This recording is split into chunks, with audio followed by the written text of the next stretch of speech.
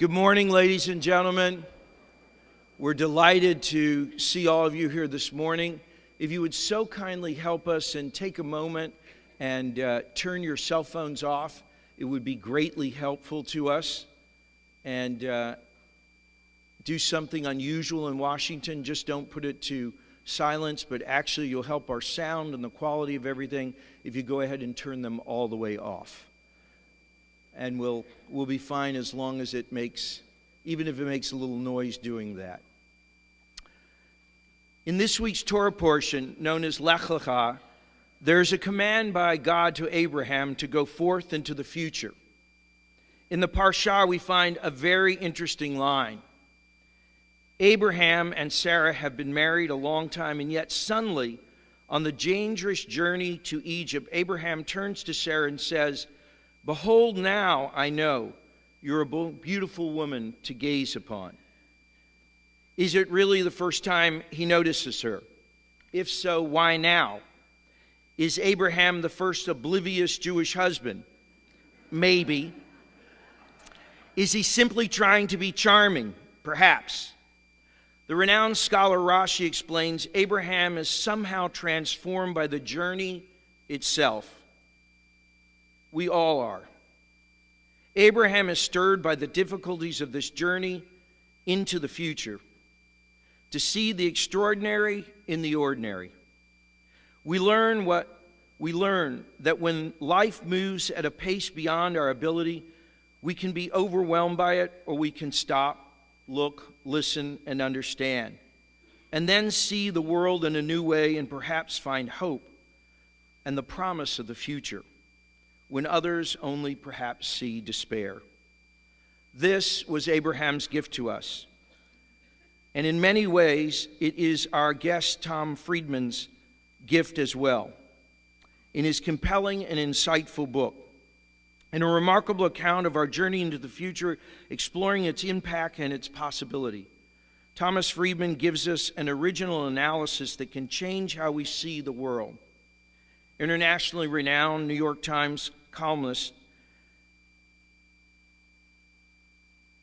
and a best-selling author and a winner of 3 Pulitzer Prize for commentary, reporting overseas, Mr. Friedman examines with wit and clarity the qualities required for us as individuals and a nation to adapt even in the face of change that seems overwhelming in piece and scope. He will speak this morning on his latest and most ambitious book to date, Thank You for Being Late, an optimist's guide to thriving in an age of accelerations, which maintains that in the 21st century, that it is being shaped by 3 great shifting forces: technology, globalization, Mother Nature, as reflected by climate change and loss of biodiversity.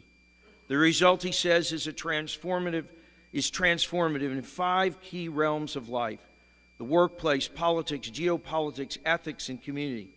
And in the face of such stimulus and rapid change, there are vast new opportunities to save the world or perhaps destroy it. A former New York Times bureau chief in Beirut and in Jerusalem, Mr. Friedman won Pulitzers for his reporting in both places.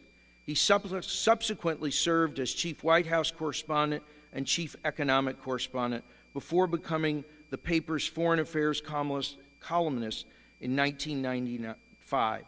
In 2004, he won the Overseas Press Club Award for Lifetime Achievement.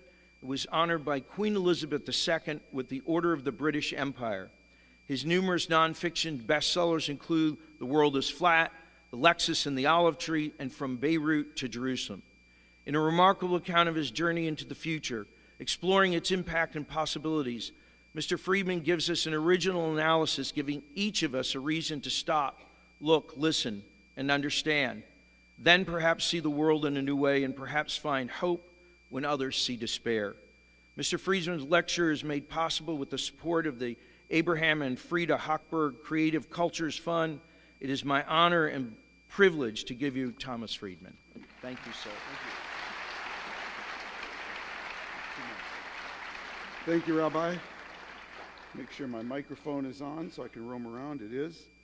Thank you for having me. Thank you for coming out on this gray Sunday. Leslie, thank you for inviting me. It's a treat to be here. I am going to talk about my new book. Thank you for being late. And afterwards, I'll be staying. We have books on sale. I'm happy to sign for anyone who wants one. It just came out in paperback, and I've updated and revised it. Thank you for being late.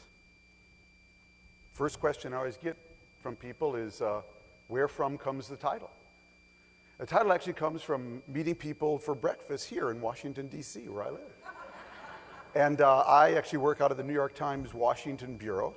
And I don't like to waste breakfast when I can be learning from somebody. So when I'm downtown, I arrange a lot of business breakfasts. And every once in a while, someone comes 10, 15 minutes late.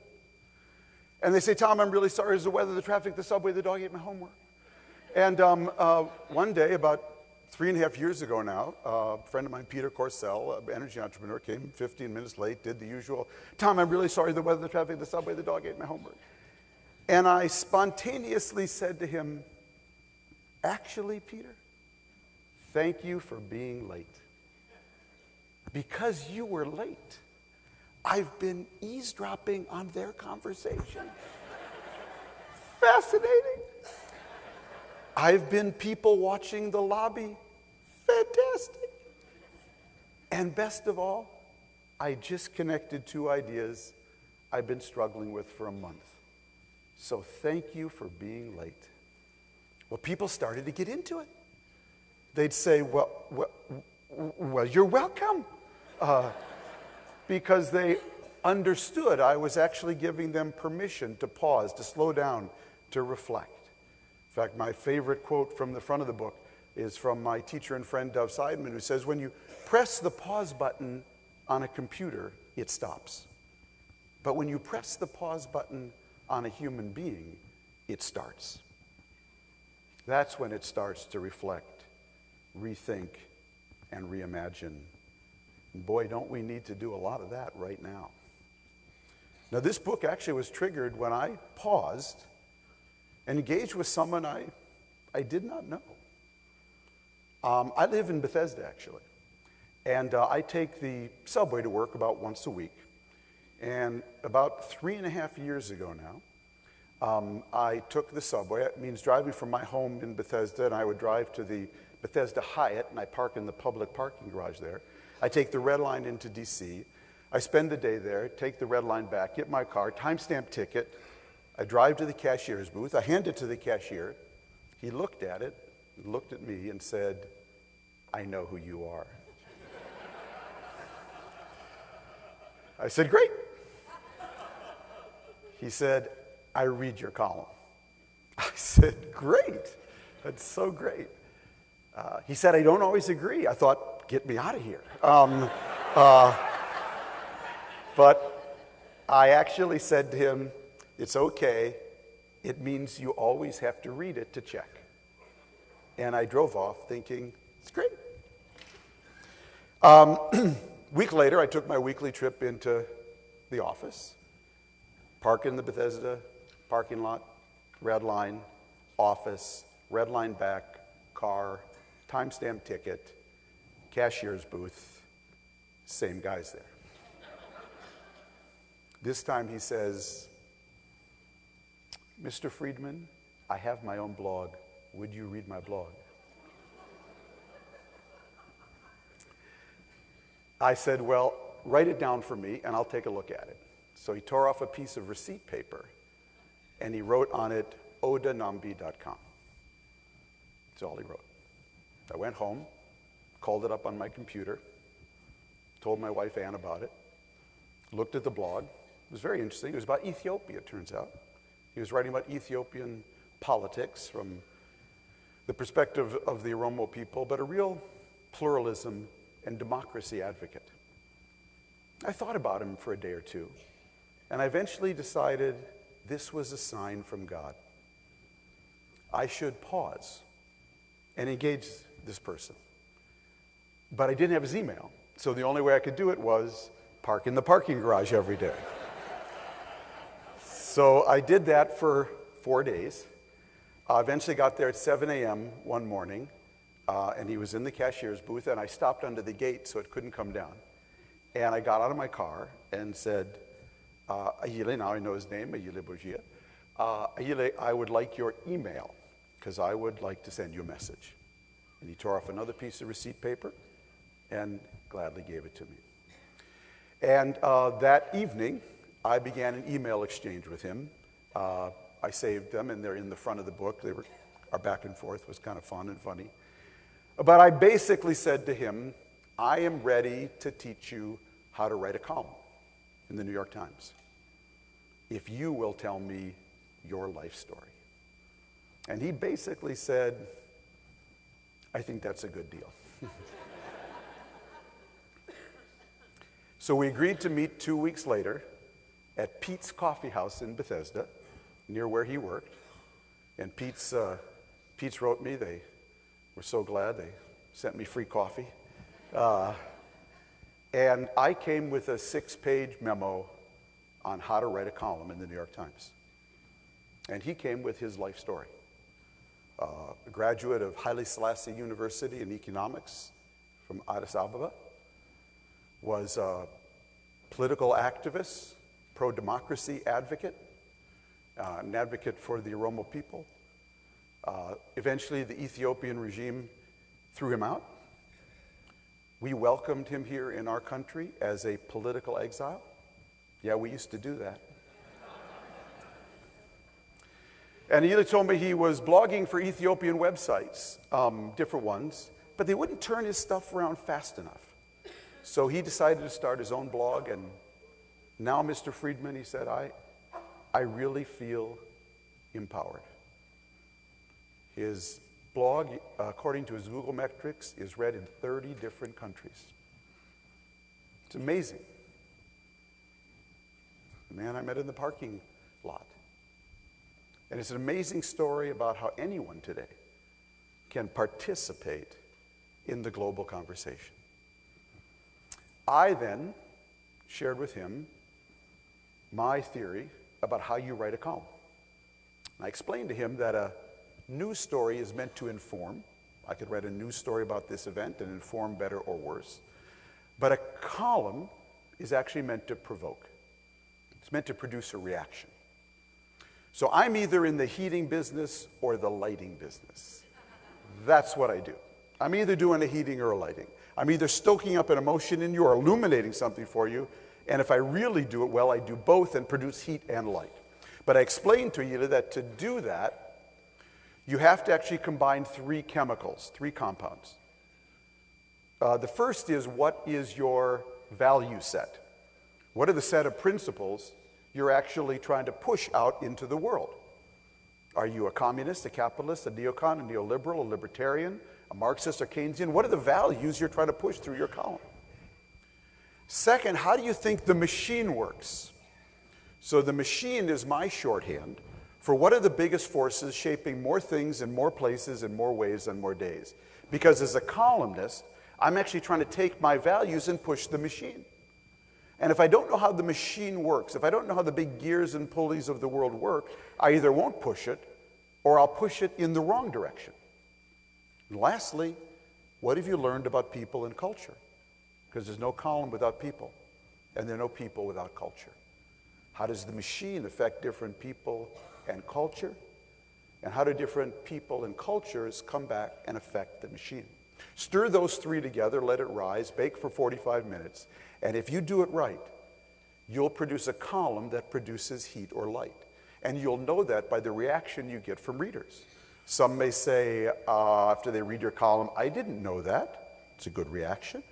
Some may say, I never looked at it that way. That's a good reaction. Some may say, I never connected those things. You created more light. Your favorite, you live for this, happens 4 times a year. They'll say, Mr. Friedman, you said exactly what I felt but didn't know how to say. God bless you, God bless you. I want to kill you dead, you and all your offspring. I get that as well. Tells me I produced some heat. Okay.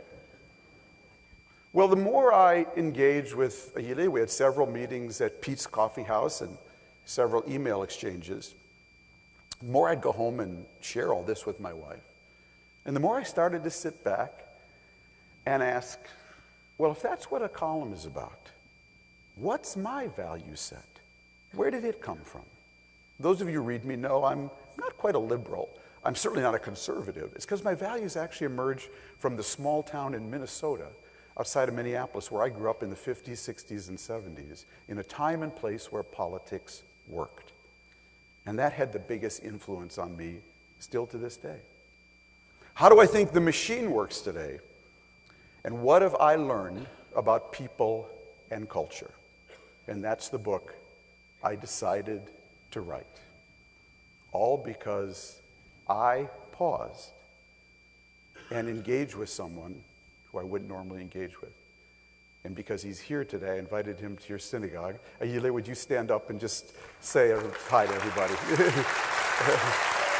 Yeah. Thanks, my friend.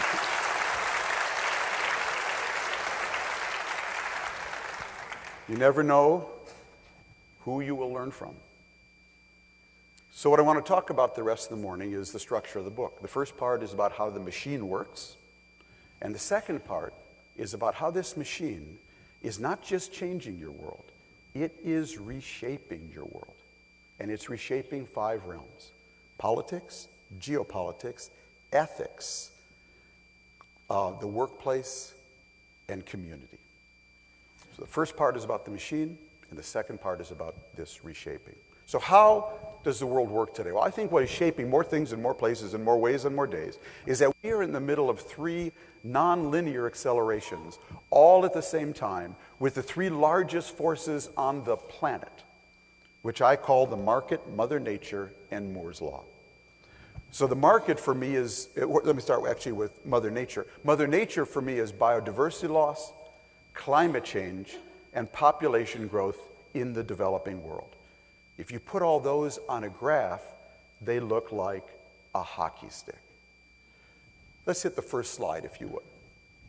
So that's Glacier National Park in 1913. That's Glacier National Park in 2012. Next slide. That's Lake Chad on the left in 1963. That's Lake Chad in 2001. It's a fraction of that size today. That's a hockey stick. Next slide, please. That's global average temperature. That is a hockey stick. Next slide, please. That's reported instances of extreme weather since 1988. Another hockey stick. If you put climate change, biodiversity loss, and population growth on a graph, next slide, please, they look like a real hockey stick. That's world population growth, what it looks like on a graph. It's so sharp at the end, you almost can't tell how high it has gone. The second acceleration is in what I call the market. The market for me is globalization, but not your grandfather's globalization. That was actually containers on ships and planes. That's actually flat to going down. What's actually driving globalization today is digital globalization, the way everything is being digitized and globalized through Amazon and Facebook and PayPal and Twitter and MOOCs. If you put that on a graph, it looks like, next slide please, looks like that. That's total data consumed per month. Next slide please. That's mobile cellular subscriptions in the US. Next slide please. Go to that in a second. The third acceleration is in what is called Moore's Law. So Moore's Law was coined in 1965 by Gordon Moore, the co-founder of Intel. He wrote a famous article in Electronics magazine in 1965 in which he predicted that the speed and power of microchips would double roughly every 24 months. It's now closer to 30, but never mind. Moore's Law has held up for 52 years. And that's what it looks like on a graph. It looks like another hockey stick. The speed and power of microchips keeps doubling and doubling and doubling. My friends Eric Brynjolfsson and Andy McAfee, in their book, The Second Machine Age, tell the story of a man who invented the game of chess. And the king loved it. He gave the game to the king. King loved it. Said, "How can I reward you, good sir?"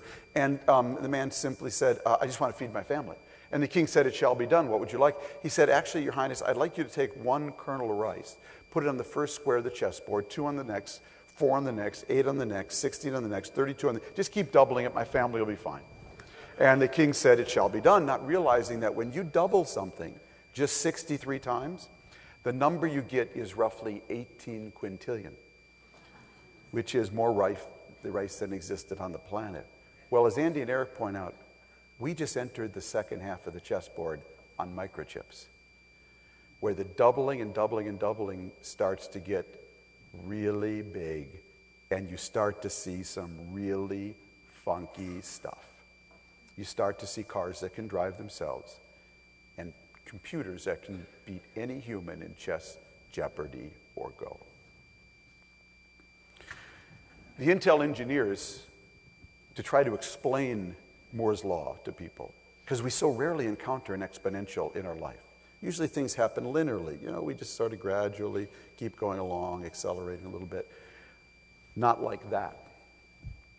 They took a 1971 Volkswagen Beetle, and they said, what if this Volkswagen Beetle had improved at the same rate that microchips had?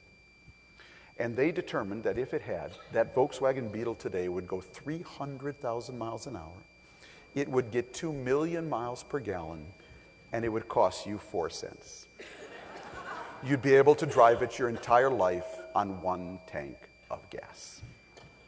That's the power of the technological exponential driving our lives. So the computer that's running this PowerPoint, I'm guessing, is a laptop that is running on an Intel 14 nanometer chip. That chip has 37.5 million transistors per square millimeter. You can't see it with your eye. At the end of this year, 2017, probably right about now, Intel will begin shipping, under Moore's law, its 10 nanometer chip. It has 100 million transistors per square millimeter. So if you think the world is fast now, just wait till the end of the year. Now, what's the difference between a 14 nanometer chip and a 10 nanometer chip in real life? It's the difference between a self-driving car that needs the whole trunk of the car to contain the brains of the car to a self-driving car that will just need a little box under the front seat. That's what we're in the middle of. We're in the middle of these 3 accelerations in the market, Mother Nature, and Moore's law, and they're all interacting with each other. More Moore's law drives more globalization drives more climate change. And together, they're reshaping the world. So I'm not going to talk about all 3, but I'm going to do a little deeper dive on Moore's law because it is the Uber driver of everything. My chapter on Moore's law is called What the Hell Happened in 2007? What the hell happened in 2007? I know what you're thinking. What's this guy talking about? 2007, such an innocuous year. Well, here's what happened in 2007. The year actually was kicked off at the Moscone Center in San Francisco when a guy named Steve Jobs first introduced this. In January of 2007, something he called an iPhone. It's actually a handheld computer with more compute power in it than the Apollo space mission, and it currently doubles as a phone and a camera. That's how the year got kicked off. In 2007, a company called Facebook opened its platform to anyone with a registered email address. It was actually late 2006. In other words, it broke out of high schools and universities and was made available to a bunch of old farts like you and me. And when that happened in 2007, Facebook went global. In 2007, a company called Twitter split off on its own independent platform and went global. In 2007, the most important software you've never heard of, called Hadoop, named after the founder's son's toy elephant, was launched into the wild. Hadoop is what enables 1 million computers to work together as if they're one. I think that's called big data. Hadoop actually didn't invent these algorithms. They're invented by Google. They're called GFS and MapReduce. But as Doug Cutting, the founder of Hadoop, explains in the book, Google lives in the future and sends us letters back home. And what Google did was leave a trail of breadcrumbs for the open source software community to reverse engineer their big data algorithm and make it available for everybody. In 2007, the second most important software you've never heard of, called VMware, went public. VMware is what enables any operating system to work on any computer. That's what enabled cloud computing. In 2007, the third most important software you've never heard of, called GitHub, opened its doors. GitHub today is the largest repository of open source software in the world with over 15 million users. Every one of your company's CTOs is on GitHub all the time. In 2007, this company called Google bought a little-known TV company called YouTube. And in 2007, this same company, Google, launched into the wild its own operating system called Android. In 2007, a guy up in Seattle named Jeff Bezos came out with the world's first ebook reader called the Kindle. And in 2007, IBM launched the world's first cognitive computer called Watson. In 2007, 3 design students in San Francisco were attending the design conference that year, and they noticed all the hotel rooms were sold out. But one of them had 3 spare air mattresses. And he thought it would be a good idea if they tried to rent them out to people who couldn't get hotel rooms, and it worked out so well that in 2007 they started a company called Airbnb. It's called Airbnb because of the founding air mattresses. In 2007, hit the next slide, please. This is a graph of the cost of sequencing a human genome. You'll notice it's $100 million in 2001. It falls to $10 million in 2006. And then you'll notice it goes over a cliff like an EKG heading for a heart attack in 2007 and falls to $100,000. Next slide, please.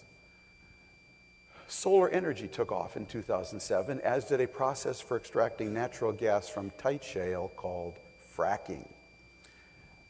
Between 2006 and 2008, America's total natural gas reserves increased by 35% in about 18 months. A staggering, unbelievable number. Next slide, please. This is a picture of social networks. So that white line, that's actually the cost of generating a megabit of data. And you'll notice it goes straight down like an EKG heading for a heart attack in 2007. The blue line is the speed of transferring that data, and you'll notice the 2 lines cross in 2008. Close enough for government work. Next line, please. This is a graph of cloud computing. You'll notice the first statistics show up in 2008, which means the cloud was born in 2007. 2007, for the first time, Intel went off silicon to extend Moore's law. It introduced non-silicon materials into its microchips. In 2007, the internet, actually late 2006, but scaled out in 2007, the internet crossed 1 billion users. Seems to have been a tipping point. In 2005, Michael Dell, the founder of Dell Computers, retired. And in 2007, he decided he better come back to work. Turns out, friends, 2007 may be understood in time as the single greatest technological inflection point since Gutenberg. And we completely missed it. Why? Because of 2008. Yeah, right when our physical technologies just took off, like we're on a moving sidewalk in the airport that suddenly went from 5 to 50 miles an hour, right when that happened, our social technologies, the learning that needed to go with that, the managerial reform, the structural reform, the regulatory reform, everything that needed to go with that froze because we entered the deepest recession since 1929. And in that dislocation, a lot of Trump and Brexit voters were born because it was a huge dislocation between our physical technologies and our social technologies. Now, what actually happened in 2007? What actually happened is your computer, the computer running this PowerPoint, actually has 5 key parts. It's got a processor, that microchip, that Moore's Law processor. It's got a storage chip. It's got networking. It's got software, and it's got a sensor. It's got a little camera in there. What I show in the book is how all 5 were in a Moore's Law over the last 20 years. And in 2007, they all melded into this thing we call the cloud. The cloud.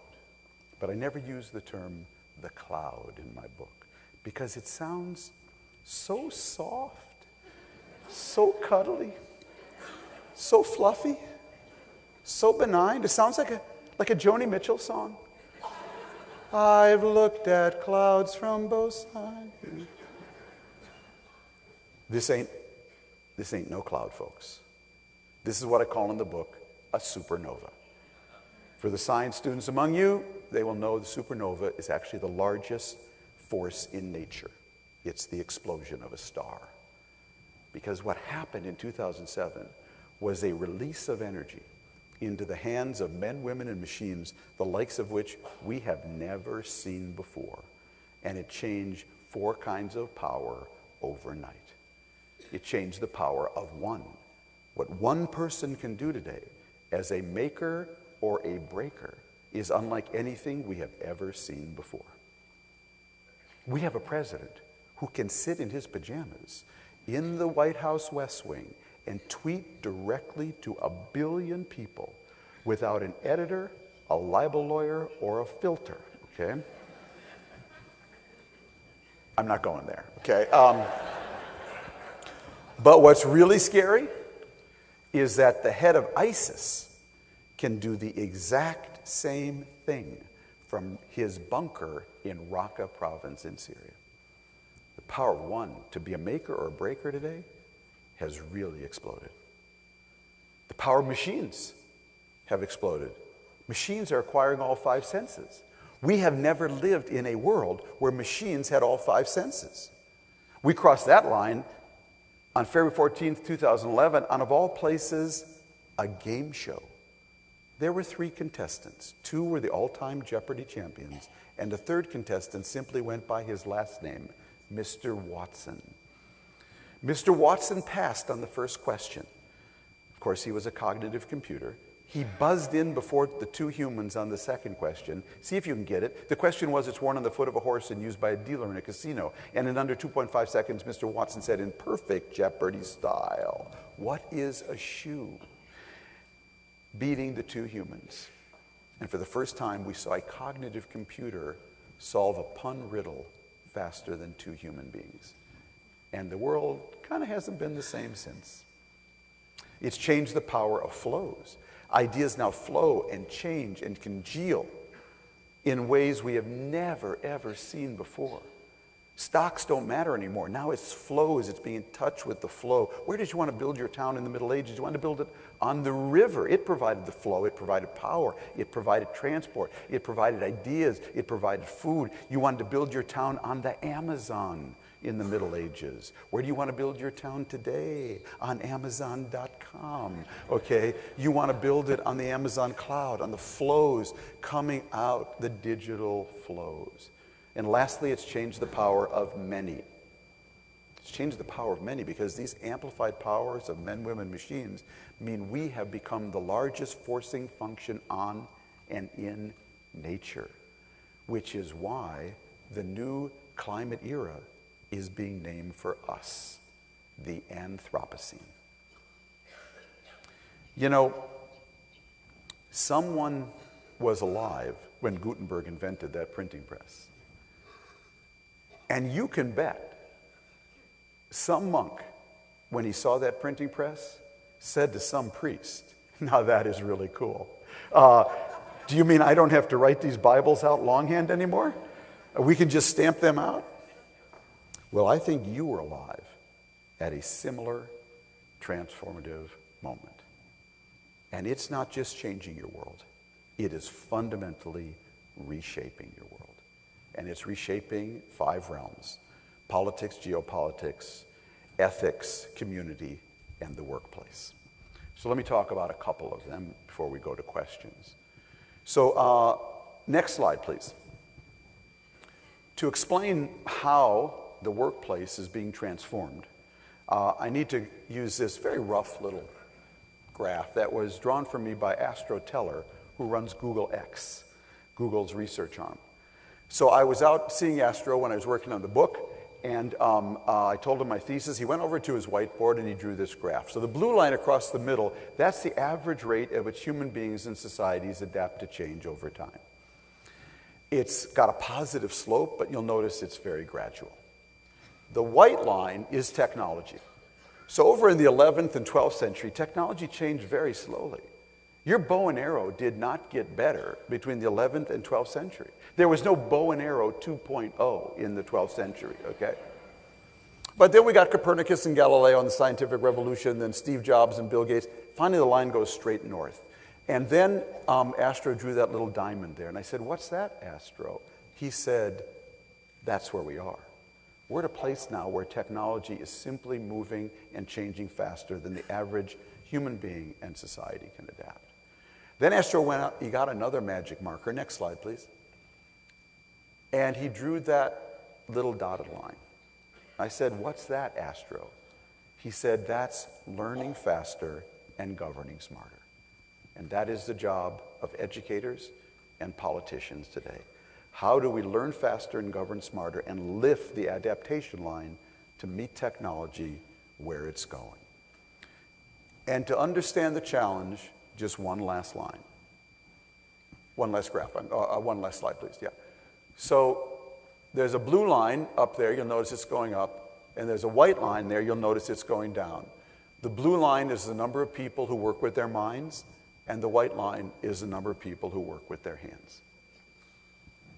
So this is posing a huge challenge for the workplace. And that's why my chapter on that subject is called How Do We Turn AI into IA? How do we turn artificial intelligence into intelligent assistance, ANCE, intelligent assistance, ANTS, and intelligent algorithms? If you could just go back one slide, please. So more people can learn faster and govern smarter. So I'll give you an example of each one. My example of intelligent assistance is the Human Resources Department at AT&T. So I spent a lot of time at AT&T in writing this book. Giant telecom company, 330,000 employees, living on the edge of the Supernova, competing with Verizon and T-Mobile and Sprint every day. Pretty good chance that whatever is happening in the HR department at AT&T is coming to a neighborhood near you. What's going on in AT&T's HR? Basically, they begin their year with their CEO, Randall Stevenson, giving a pretty radically dramatic, open speech on what business the company is going to be in, what industries they want to focus on, and what skills you need to be a rising employee in AT&T that year. Then they took every one of their managers, 110,000 people, and put them on their own in-house LinkedIn system. So they can actually see who's got the skills that match up with where the company is going and wants to go. And so I'm one of those managers, let's pretend, and it turns out there are 10 skill sets you need to be a rising employee at AT&T this year, and I've got 7, but I'm missing 3. Then they partnered with Sebastian Thrun from Udacity, and he created online nano degrees for all 10 skill sets. Then they came back to me and said, Tom, here's the deal. We will actually give you up to $8,000 a year to take the nano degrees for the skill sets you're missing. In fact, we heard you're interested in the Middle East. You want to take an archaeology course? We're in for that as well. And by the way, we also created a $6,000 online master's degree in computer science 1 year at Georgia Tech. We'll pay for that too. Just one condition, John, just one condition. You have to take all these courses on your own time, on weekends, at night, at home, not on my time. Now, if I say to AT&T, you know what, Mr. AT&T, I've actually climbed up one too many telephone poles. I'm just not into this anymore. They now have a wonderful severance package for me. But I will not be working for AT&T likely much longer. What's AT&T's social contract with their employees? It's very simple. You can be a lifelong employee at AT&T, but only if you are a lifelong learner. If you are no longer ready to be a lifelong learner, you can no longer be a lifelong employee at AT&T, and that is the social contract coming to a neighborhood near you. The days when you can get a 4-year degree and then expect to dine out on that knowledge for 30 years, like that is so 1950s, okay? Now things you learn in your first year in college will be outdated by their 4th. What does that mean? It means something that another of my teachers, Heather McGowan, once said to me. She said, Tom, never ask a kid today what you want to be when you grow up, because whatever it is, it'll be gone unless it's policeman or fireman. Only ask your kid how you want to be when you grow up. Will you have an agile learning mindset? Will you be predisposed to be a lifelong learner? And that leads to another issue. And I think it's the real issue roiling our society today. Something I learned from Marina Gorbis at the Institute of the Future in Palo Alto. Marina likes to say, 15 years ago, everyone was talking about the digital divide. The digital divide. Washington, D.C. has internet, upstate Maryland doesn't. New York City has internet, upstate New York doesn't. America has internet, Africa doesn't. There's a big digital divide, and it really mattered. Today, the digital divide is disappearing. Not gone yet, but it's disappearing. It'll be gone in 5 years. And when that happens, says Marina, the biggest divide in the world will be the self-motivation divide. Who has the self-motivation to be a lifelong learner when all of these opportunities are out there, but you've left home and mom and dad are not there to say, Tommy, have you done your homework? And that is posing a real challenge and threat to a lot of people. Because our country was actually built by people who we told what to do and who did what they were told. And actually a lot of people like to be told what to do. And you know what? These were amazing people. They built our country. We owe them a great debt. Unfortunately today, just doing what you're told will not cut it anymore. You've got to be a lifelong learner, and that puts a huge premium on self-motivation. That's intelligent assistance. My example of intelligent assistant, ANTS, is Qualcomm. So Qualcomm is another company you may not have heard much about, very important company. They actually made the inside of your iPhone. They actually made the chips and most of the software. It was not made by Apple. That's why Apple is always suing Qualcomm over patents, okay? So I spent a lot of time with their founder, Irwin Jacobs, and I profiled him in the book. And Qualcomm has a 64-building campus out in San Diego. And 3 years ago, they took 6 buildings and they put sensors everywhere. On every window, light, door, faucet, heating, cooling, computer, pipe. They put sensors everywhere. They beam all the data up to the cloud, up to the Supernova, and they beam it back for their janitors onto an iPad with an incredibly friendly user interface. So if I leave my computer on or if a pipe bursts above my head, the janitor knows it before I do, and they just swipe down to see who to call or how to fix it themselves from the manual online. Qualcomm turned their janitors into maintenance technologists. Their janitors now give tours to foreign visitors. What do you think that does for the dignity of a janitor? Because he or she now has an intelligent assistant, enabling them to learn faster and operate smarter. My example of intelligent algorithm is the partnership between Khan Academy and the College Board, the people who administer the PSAT and SAT exams. We all know the story. In 11th grade, our kids have to take the PSAT exam to test their verbal and math skills, to see how they do prepare them for the SAT exam, to see if they can get into the college of their choice. We also know that many parents who can afford to go out and hire a tutor for $200 an hour to goose their kids' scores in math and reading to get into the college of their choice. Don't worry, we all did it. It's okay. A completely rigged game. A completely rigged game, because if you come from a family or neighborhood where you have no idea you could do this, let alone be able to afford a $200 an hour tutor, you are at a real disadvantage. A completely rigged game.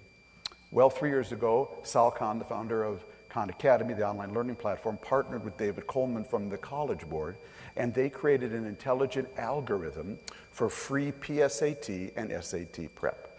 The way it works is in 11th grade, I take the PSAT exam, I get the results back, they say, Tom.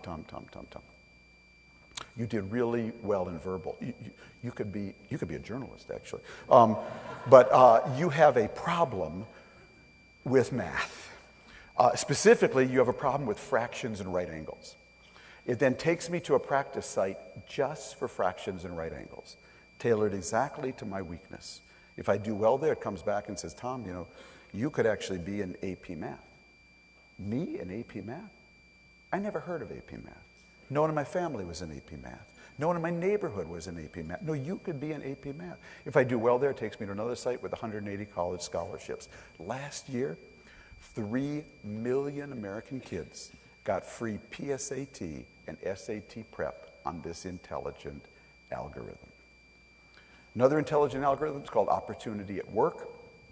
We have about 32 million Americans who start college and never finish.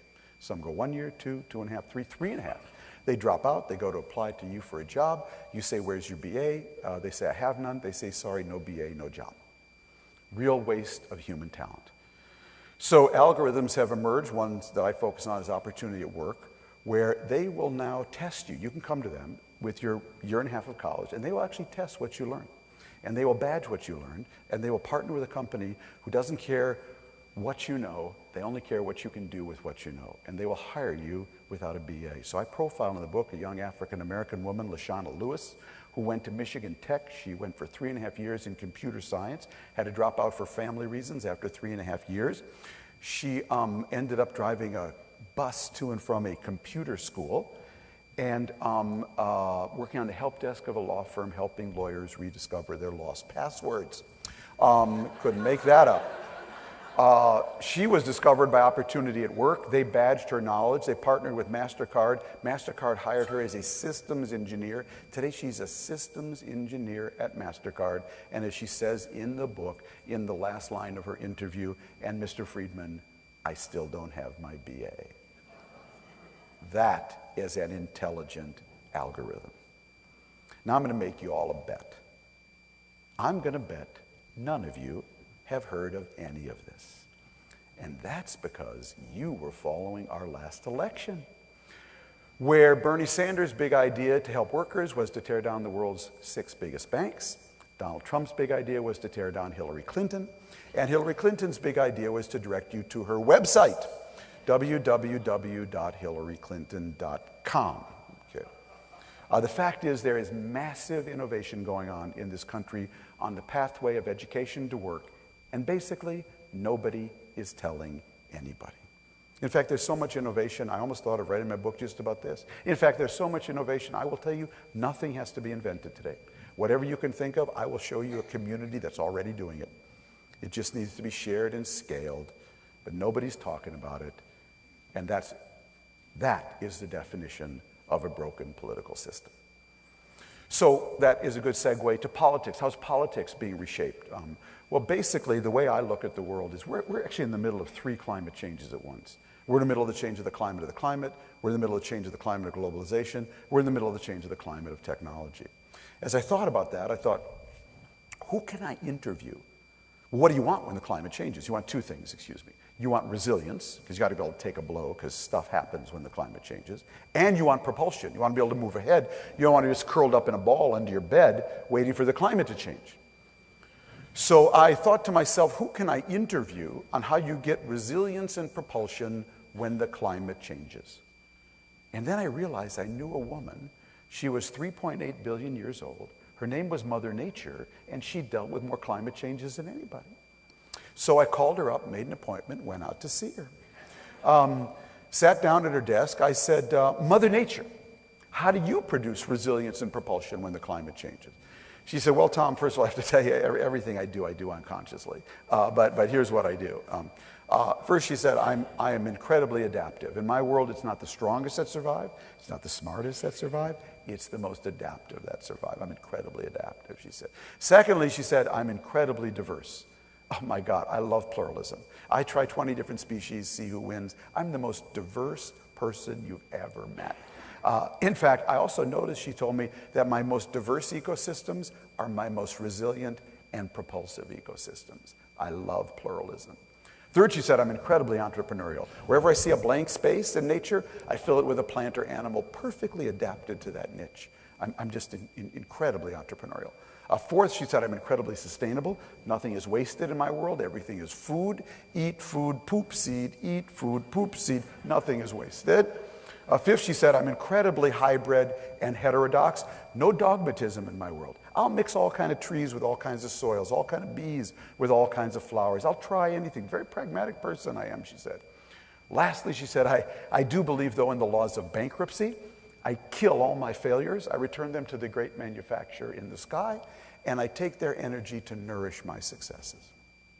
Well, my argument is that in the age of climate changes, the country, the community, the company that most closely mirrors Mother Nature's killer apps is the one that will thrive and have the most resilience and propulsion in the age of acceleration. And since I was writing the book in 2016, in the middle of an election, I decided what if Mother Nature had been running in our election, along with Clinton and Trump? What would her platform look like? So I created Mother Nature's political party based on her killer apps. Of course, it's just a proxy for my own politics, but never mind. Basically, it's all in the book, but I can't go into the detail now. But just to let you know, on some issues, Mother Nature is actually to the left of Bernie Sanders. She would be for universal health care and strengthening our safety nets and trampolines, because Mother Nature would understand that in an age of acceleration, the world is going to be too fast for a lot more people. And we need to find ways to catch them and bounce them back into the game. And at the same time, Mother Nature would be to the right of the Wall Street Journal editorial page. Okay, because Mother Nature would know you also have to be radically entrepreneurial in an age of acceleration in order to pay for stronger safety nets and trampolines. So Mother Nature would actually be for abolishing all corporate taxes. She would replace them with a carbon tax, a tax on sugar, a tax on bullets, and a small financial transaction tax. She would want to get radically entrepreneurial over here to pay for the stronger safety nets over here. Unfortunately, in our politics today, with our current two-party system, if you're for stronger safety nets over here, you're never for radical entrepreneurship over here. What would Mother Nature call that? Stupid, that's what she'd call it, because she would understand that is no way to produce resilience and propulsion. Let me close by talking about two areas that you might not think are being reshaped, but they are profoundly being reshaped today: ethics and community, and they're related. So my chapter on ethics is called, Is God in Cyberspace? Is God in cyberspace? Happens to be the best question I ever got on book tour, 1999. I'm in Portland, Oregon. I'm at the Portland Theater. Young man stands up. I'm selling a book called Lexus and the Olive Tree, my first book on globalization. Young man stands up in the balcony and says, Mr. Friedman, I have a question. Is God in cyberspace? And I said,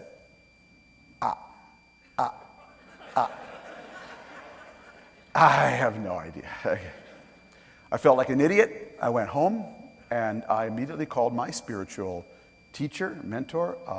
He's a rabbi I met at the Hartman Institute in Jerusalem. I know Rabbi Lustig's associated there as well. When I was the New York Times correspondent there, his name's Zvi Marks, a great Talmudic scholar. Now living in Amsterdam, married to a Dutch priest, interesting character. I tracked Zvi down in Amsterdam, and I said, Zvi, I got a question I've never had before. Is God in cyberspace? What should I have said? And he said, well, Tom, in our faith tradition, we actually have two concepts of the Almighty. One concept is a biblical concept, and the other is post-biblical. The biblical concept says the Almighty is almighty. He smites evil and rewards good. And if that's your view of God, he sure isn't in cyberspace, which is full of pornography, gambling, cheating, lying, smearing of other people, bad talk, and now we know fake news. Okay? So, fortunately, he said, we have a post-biblical view of God. And the post-biblical view of God says God manifests himself by how we behave. So if we want God to be in cyberspace, we actually have to bring him there by how we behave there.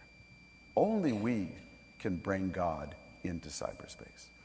Well, I really liked Zvi's answer. I put it into the paperback edition of Lexus and the Olive Tree, which came out in 2000, and where none of you saw it, and it sat there for 20 years, almost. So when I started writing this book, I noticed that I started retelling this story. And one day I just sat myself down and said, why are you retelling that story? And it immediately became obvious to me for two reasons. And one just happened last year. I think 2016 will be remembered as the year where we began living 51% of our lives in cyberspace. We in the developed world. That's now where you find a date, find a spouse, buy a book, buy a home, buy a car, get a mortgage, save your money, do your banking. It is where we're living more than half of our lives now. And my definition of cyberspace is that it's a realm where we're all connected and no one's in charge. We're living our lives in a realm where we're all connected, but no one's in charge. There's no police in cyberspace. No stoplights, no stop signs, no courts, no 1-800, please stop Putin from hacking my election. But yet, that's where we're living a majority of our lives. And at the same time, because of the accelerations I talked about this morning, We're now standing at a moral intersection we have never stood at before as a species. In 1945, we entered a world where one country could kill all of us. If it had to be one country, glad it was mine, post-Hiroshima. I think because of these accelerations, we're entering a world where one person can kill all of us and where all of us could actually fix everything. Yeah, these same powers of acceleration are creating a world where one of us can kill all of us, and all of us, if we put our mind to it now, we could actually feed, house, clothe, and educate every person on the planet if we put our mind to it. Now, we have the tools to do that. We have never stood at this intersection before where one of us could kill all of us and all of us could fix everything. And what does that mean? What does it mean? It means we have never been more godlike as a species than we are today. Wow, put those two together. We've never lived more of our lives in a realm that's God-free, and we have never been more godlike. And what that means is that what everyone thinks, feels, and believes really matters now. It means everyone has to be in the grip of sustainable values. It means everyone, at a minimum, has to be in the embrace of the golden rule. And every faith has their version of it. Do unto others as you wish them to do unto you. Because we now live in a world where more people can do unto you from farther away than ever before. Putin did unto us in our election. And we can do unto others now farther away, faster, deeper, and cheaper. Everyone needs to be in the embrace of the golden rule. I know what you're thinking. I actually gave this talk as the commencement address at Olin College of Engineering a year and a half ago. And I told the parents there, I know what you're thinking. You spent $200,000 so your kid could get an engineering degree. And who do they bring in as the commencement speaker? But a knucklehead preaching the golden rule. Is there anything more naive? And what I told them is what I will tell you. In the age of acceleration, naivete is the new realism. I'll tell you what's really naive. Thinking we're going to be okay when men, women, and machines get this empowered if everyone is not in the embrace of the golden rule. Where does the golden rule come from? Where do people learn the golden rule? Two places: strong families and healthy communities. I'm not an expert on strong families. I hope I built one, but I would never be so presumptuous as to lecture you about how to build a strong family. But I am an expert on healthy communities because I grew up in one, a little town outside of Minneapolis called St. Louis Park. And that's why my book ends where I started, by going back home and trying to understand what was that place all about. What made it a healthy community? So the short story is my grandparents emigrated from Eastern Europe. My parents, both sides, were born in Minneapolis. And those of you who've been to Minneapolis know Minneapolis was the capital of anti-Semitism in America in the 30s and 40s, until Hubert Humphrey became mayor and cleaned it out of city government. Humphrey actually fought anti-Semitism before he took on civil rights and relations between blacks and whites. A real hero in our house. So in Minneapolis, the entire Jewish community lived in a ghetto in the north side of the city with African Americans, not because we were integrated there, but because we were both isolated there. After the war, the Jews managed to escape. The African Americans can't. And virtually the entire Jewish community of North Minneapolis moves to one suburb, one little town called St. Louis Park. The only one that didn't have restricted housing covenants and had a housing stock that could take them all. So my aunt and uncle moved 2 doors down from us here. My uncle moved 2 doors down here. An entire Jewish community immigrated out of North Minneapolis to one little town. A town that had been 100% white, Protestant, Catholic, Scandinavian. Almost overnight became 20% Jewish, 80% white, Protestant, Catholic, Scandinavian. If Sweden and Israel could have a baby, it was St. Louis Park, okay? And thus began a really interesting experiment in inclusion. It was like God was having some fun and said, what would happen if I take a bunch of really pluralistic Swedes and throw them together with these neurotic, education-obsessed Jews shot out of a cannon of the ghetto, and let's just see what happens. And what happened was a pretty interesting combustion. Because I went to the same high school, Hebrew school, and grew up in the same neighborhood in roughly the same decade with the Coen brothers, the filmmakers, Al Franken, the senator, Norm Ornstein, the political scientist, Peggy Ornstein, the writer, Alan Wiseman, the National Book Award winner, Sharon Isbin, the guitarist, Mark Trestman, the coach of the Chicago Bears. We all grew up and went to the same Hebrew school and the little high school at the same rough time. This was not a neighborhood in the Upper West Side of New York. This was a little one high school town in Minnesota.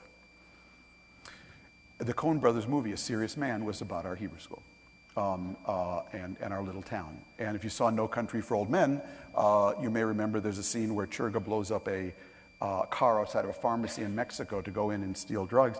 And at the end of the scene, the camera pans to the pharmacy. It's called Mike Sauce Drugs. That was our little St. Louis Park drugstore.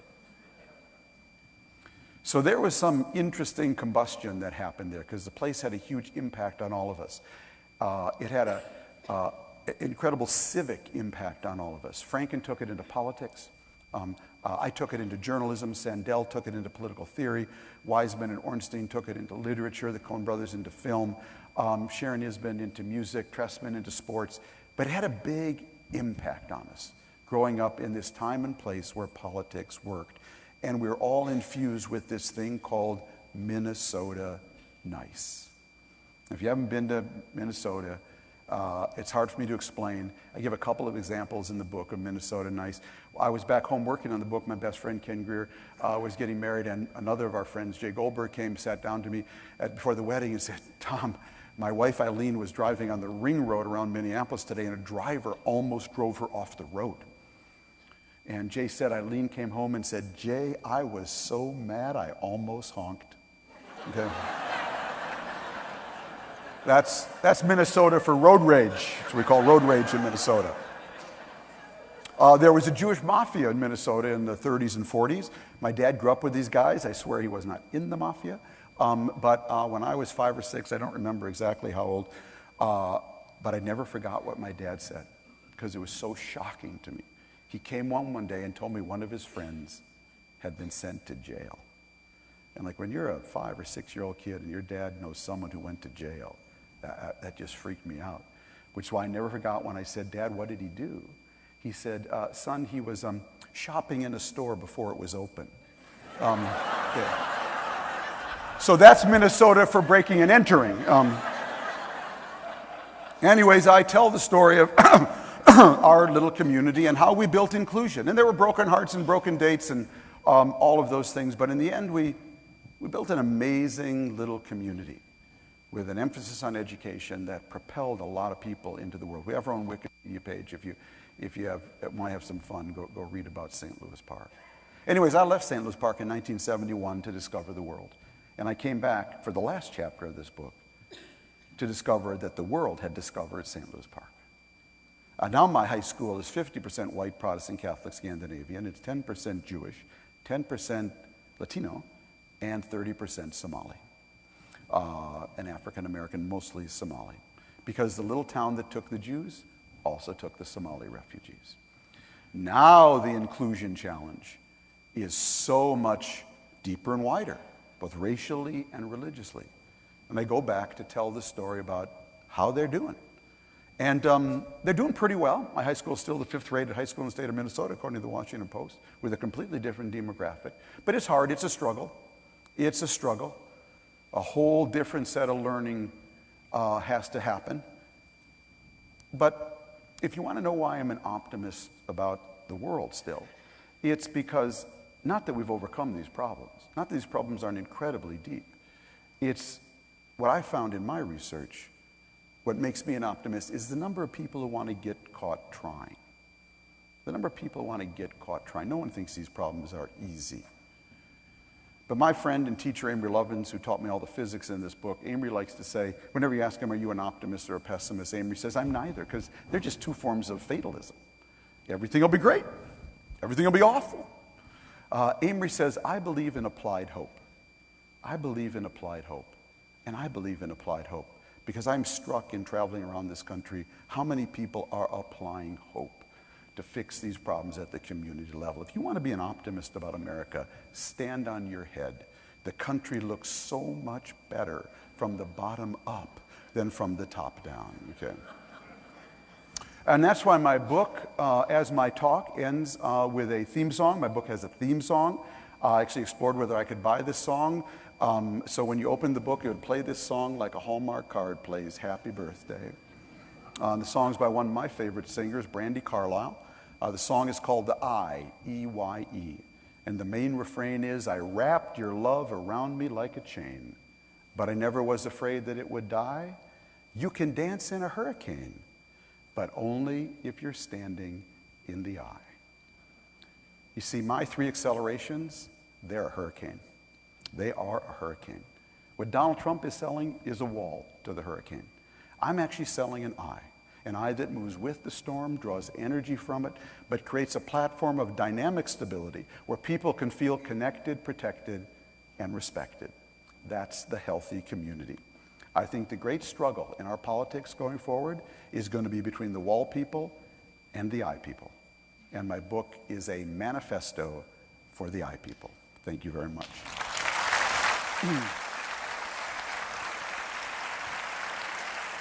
Thank you.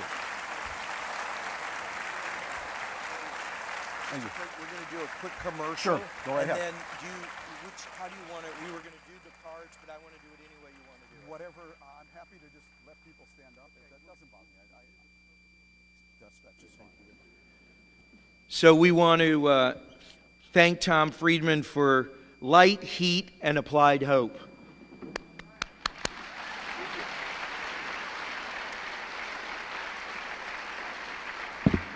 While we prepare for some questions, if you have a question, if you raise your hand, there'll be cards, and we will give those out and pass those up. I'd like to call on the chair of our Amram Scholar Series, Leslie Maitland, to share a little bit about our forthcoming season. Leslie works incredibly hard to give us incredible opportunities like this, and we want to thank her so much for all of her incredible work.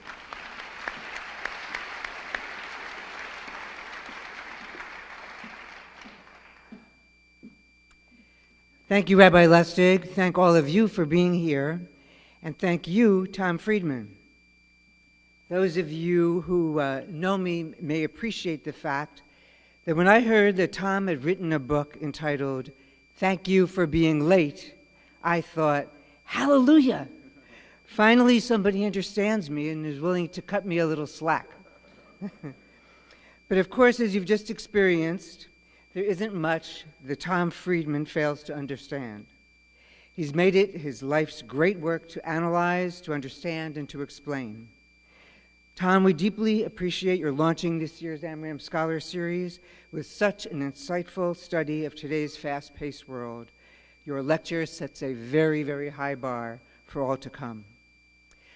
While you prepare questions for Tom on the subject of his latest book or other issues, I'm here to tell you about some of our upcoming speakers and invite you to join us for stimulating programs. This card, which you will find outside on the Shalom table or on the table where Tom will be signing books, will detail the schedule of what's to come, with, of course, fuller descriptions in our e-newsletter and in the journal. For now, please keep these November dates in mind. On Wednesday, November 8th at 7 p.m. at St. Albans Episcopal Church, our Interfaith Kristallnacht service will feature Professor Michal Schwartz discussing the creative and courageous life of Czech poet and songwriter Ilse Weber. It's part of a moving annual service in which we join with the congregations in St. Albans and Annunciation Catholic Church in commemorating the Night of Broken Glass in 1938, when the Nazis led their first violent mass assault upon the Jews of Germany. On Thursday, November 16th, the Interfaith Conference of Metropolitan Washington will host its annual concert here, honoring Rabbi Lustig and German Ambassador Peter Wittig for their commitment to interreligious understanding. Ambassador Wittig, by the way, was here this past Friday night to introduce the Stolpersteine exhibit currently on display in our lobby, and he has much to say on the threat of resurgent anti-Semitism. On Sunday, November 19th, eminent film historian Stephen Ross will discuss his latest book, Hitler in Los Angeles, How Jews Foiled Nazi Plots Against Hollywood and America. It's a little-known and fascinating story of how a Jewish lawyer in Hollywood assembled a ring of spies to infiltrate Nazi efforts to destabilize the United States in World War II by assassinating some of filmland's most important figures, including Charlie Chaplin, Al Jolson, James Cagney, and Jack Warner. Later in the season, we'll hear from William Taubman, the author of a new biography of Mikhail Gorbachev, and from Francine Klagsbrun, who's just written a new biography of Golda Meir entitled Lioness. In this period of widespread political discord and uncertainty, this year's lecture series will also finally seek to lighten your spirits with a number of seriously witty scholars discussing the special nature of Jewish humor. So please do share in our further intellectual adventures. I thank you and return you to Tom Friedman.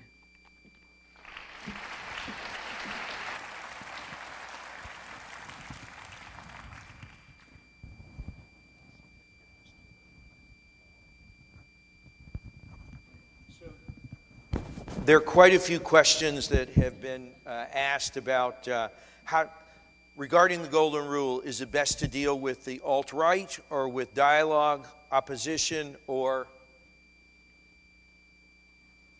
Well, that's a good question. You know, obviously some people are irredeemable. You know, there's no question about that. But I have no doubt that a lot of what produces phenomena like the alt-right are people who are completely dislocated and unmoored and looking for simple solutions to deal with the accelerations that we're dealing with today. And so, again, my basic argument in the book is, it's not about any specific ideology, it's that I think the national government in America and everywhere today is simply too slow to deal with these accelerations. I think that it's too partisan, and therefore it's simply too slow. It cannot move at the pace and speed we need.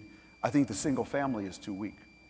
And so in the middle there is the healthy community. And that's why my book is really a paean to how we build healthy communities. And I think that's the beginning of the answer. I don't have the answer for every ideology, obviously, but I think it's locating and anchoring people in community, Rabbi, that is the best way to start. So there are a lot of questions that are here about how do you teach the Minnesota nice? How do you deal with applied hope? And how do you meet people from the wall, if you will, to the eye of the storm? Well, again, you know, it starts, I think, at the top by treating people with kindness. And it would be nice if we had a president who that was a behavior set that he modeled, of simply talking to people with respect, people you disagree with, and treating everyone with kindness. And I don't have any, these may sound maudlin or simplistic, but there is no other way. That's how we grew up at a time when people respected one another and would never think of calling, no one called me Little Tommy, you know, to put me down, you know. And unfortunately, we have a man at the top who is modeling the worst possible behavior that any adult, you would never want an adult in your family to behave the way our president's behaving. And when you have a bully in the bully pulpit, it's a really unfortunate. There are a number of questions about climate change. You previously stated, quote, "We can fix climate change if we start right now." Do you still believe and advocate this position? Well, the way I described it in a book back in 2008 is that we have exactly enough time starting now. You know, the challenge of climate change is that we're actually driving toward a cliff in a fog. We actually don't know where the cliff is. We don't know whether it's 10 years away, 15 years away, 30 years away. All I know is I could go out and play golf this afternoon, and it's going to be 72 degrees, and it's November, you know. It's great for me right now. But if you're a farmer somewhere, you know, I'm doing my next column about Niger, actually, a country that suddenly burst into the news because we lost 4 soldiers there. Most Americans had no idea where Niger was, let alone that we have 1,000 troops there, and 4 of them got killed 2 weeks ago. So, like when it's 72 here in November and I can play golf, that's really nice. But Niger and the countries around it have actually experienced 2 degrees rise average temperature since the Industrial Revolution. And that's actually a very important number because 2 degrees rise average temperature since the Industrial Revolution is what the Paris Accord climate deal was meant to prevent happening by 2050. So it's actually already happened there. They're actually heading for 4 degrees rise. And what that is doing is collapsing small-scale agriculture and small-scale farming. This country, Ethiopia, has been in the grip of a terrible drought for a number of years. And at the same time, those population numbers, so average mother in Niger has 7.6 kids. Most of the people we interviewed there had 13 or 14 kids. It's actually the fastest growing population in the world. So fast growing population, small scale agriculture being decimated by climate change and global warming. And what are we doing? We're sending troops to kill people there. And at the same time, the president has zeroed out in the budget all U.S. support for global family planning. And he's told his EPA to not even study climate change, never mention the word again. So how stupid is that? You know, I mean, just you're driving toward a cliff in a storm, in a fog, excuse me, and instead of tapping on the brakes, you're putting on the gas. That's what we're doing. So a number of questions. By the way, I should have warned you, I can actually ruin any dinner party. And I do rent out for weddings and bar mitzvahs, okay? So it's true, I sat good. across from him at the German embassy. Nobody said no. A number of questions on on education, given the uncertainty of the future workplace and adaptive skills required, and given that the academic institutions and mainstream hiring practices, not opportunity at work, how do we guide and mentor our children? Do we encourage them to pursue graduate degrees? How shall we pay the 300, whatever the cost? Right, sure. That's a good question. So, you know, the most important thing you can teach your kid or stimulate or inspire in them is a love of learning, because being a lifelong learner is going to be the single greatest competitive advantage.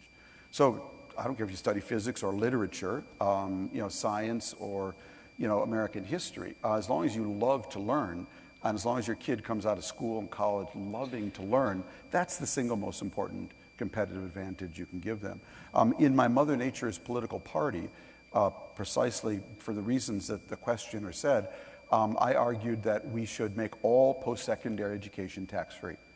Because how can you tell people you're going to have to be a lifelong learner, but you're going to keep having to earn $30,000 to have $15,000 or whatever it is to pay for education along the way? So I think all post-secondary education would be tax-free, and I would, this is just imagined, but I would make it a law that no BA can be more than 3 years. I did a sophomore year at Hebrew University. They did it in 3 years. The Technion's 3 years. I went to graduate school at Oxford. It was 3 years. I bet if we tried, we could actually teach kids in 3 years, not 4, and give every parent a 25% cut in education right off the top. Could we start that really soon? Yeah, exactly. Similar, given the technology, given that the technology cure is accelerating so much more and quickly, Moore's law, than the human adaptability curve, it appears that lifelong learning may not be sufficient to bring the two together. A recent Wall Street Journal column recently observed a future in which human brains would be required to be technology AI right. comments. Yeah, so I did a column on this subject about 3 months ago with my friend Dov Seidman again. It was called Hands to Heads to Hearts.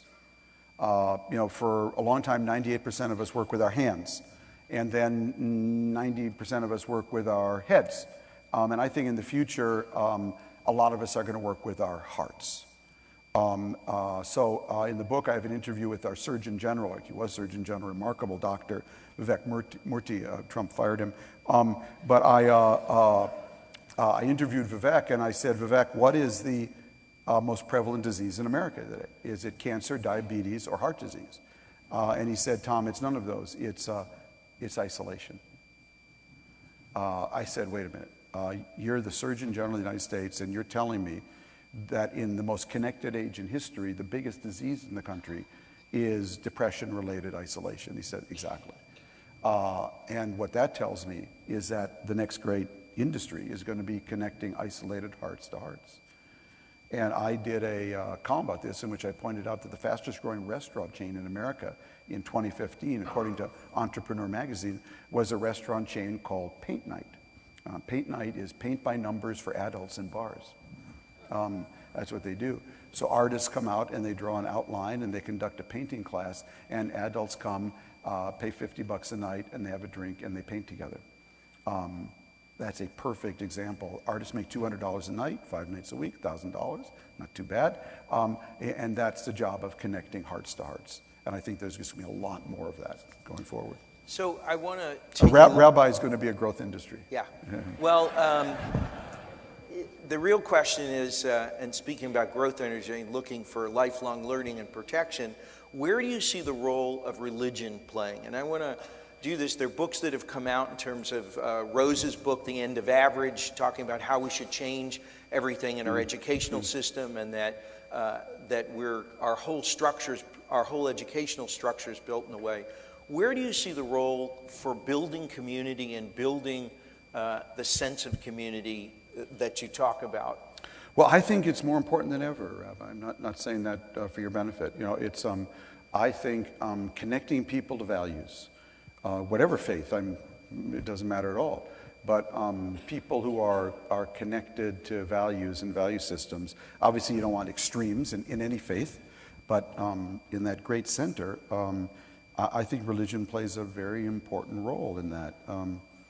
I took a remarkable trip to the Middle East in August. The head of the U.S. Air Force took me to all our bases in the Middle East. We went to Qatar, Jordan, UAE, Afghanistan, Iraq, Kurdistan, deep inside Iraq. It was a remarkable experience. And one morning, the head of the Air Force is of Jewish descent. His name's Dave Goldfein. One morning, we were in Qatar at the big Air Force base there, and we stayed on bases. We lived in barracks, so I just ate in the mess hall every day. And I was having breakfast in the mess hall, and I sat down. I was eating by myself, and 3 air women sat down next to me. And I noticed one of them was saying grace over her bowl of cereal and bananas. Just very quiet, dignified, to herself. And then 2 weeks later, I got home, and I was speaking in Birmingham, Alabama, to a community lecture series. And I have a good friend in Birmingham, and he hosted a dinner for me the night before with the mayor. And he asked everyone at the table to say grace. It was done in a very non-denominational way. And I thought about it afterwards, and I thought, about half of America says grace. And I don't know anybody who says grace. So I'm into saying grace now. I think that's really important. Well, it's a very important concept, and the orientation and the way that we can capture technology. People are asking a lot of questions on how do we use technology to accelerate the elements that you're talking about and partner with those elements. Right. I was struck, and in my comments, I'm struck all the time that a survey was done, I believe the San Diego Zoo and the Washington Zoo, and they asked children what was the most exciting thing in the zoo. It wasn't the bears, the tigers, or the lions. It was their mother or father's cell phone. So looking at pixels of light is more of an orientation for our children than looking at the animals in the zoo. Yeah. A sign My of the- problem with looking at a cell phone is the orientation is to look down. Yeah. Religion's orientation is like the grace, to look up. That's good. How do we do these things? And I want to couple this with the comments, because your chapter you end with, which is so incredibly powerful, is on your hometown. And in fact, you almost talk as if it's immune to all of these forces. And how do we capture that? You, in fact, talk about, when you wrote about journalism, you wrote about the woman who taught you journalism. You wrote about how the principles that she taught you in the 1960s still carry through today and have really not changed in that way.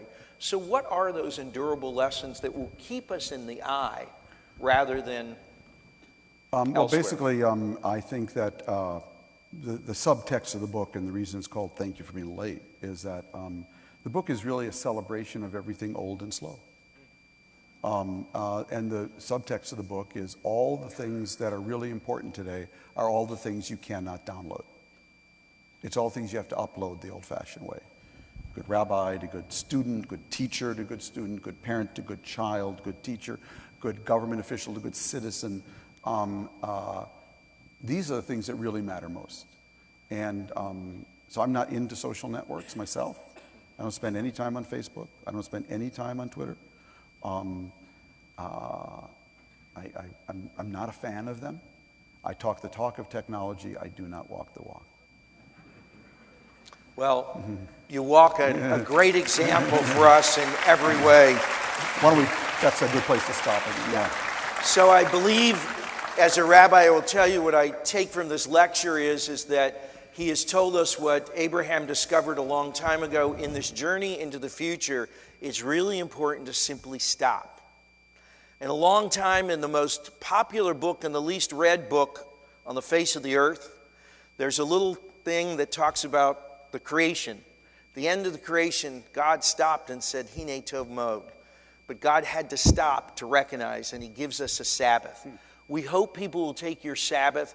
We want to thank you for the incredible work that you do. You not only create light and heat, but most importantly, I think in this age and day, you create a sense of hope and that we can control our destiny by what we choose to do with everything given to us. We thank you so much. Thank you. Outstanding. Thank you so much.